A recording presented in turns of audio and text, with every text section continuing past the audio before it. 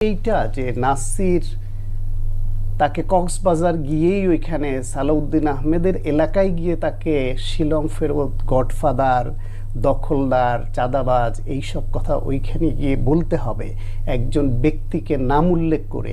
আপনি প্রমাণ থাকলে প্রমাণ দেন, সেটা তো বলার অনেক জায়গা আছে, তার বিরুদ্ধে আপনি আইনানুগ ব্যবস্থা নেওয়ার দিকে যান যদি প্রমাণ থাকে।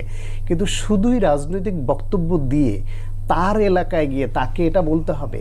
ওনাদের নেতা নাহিদ তারেক রহমানকে নিয়ে বলেন যে মিটফোর্ডের হত্যাকাণ্ড নিয়ে যে আওয়ামী লীগের আমলে যেসব হয়েছে সেটার দায় যদি শেখ হাসিনা নিতে হয় তাহলে ওটা কেন তারেক রহমানের নয়? শেখ হাসিনা নিজে নির্দেশ দিয়ে গুম খুন করিয়েছেন। গণহত্যায় লেথাল উইপেন ব্যবহার করার নির্দেশটা এখন প্রকাশ্য, নির্দেশ দিয়ে হত্যা করিয়েছেন।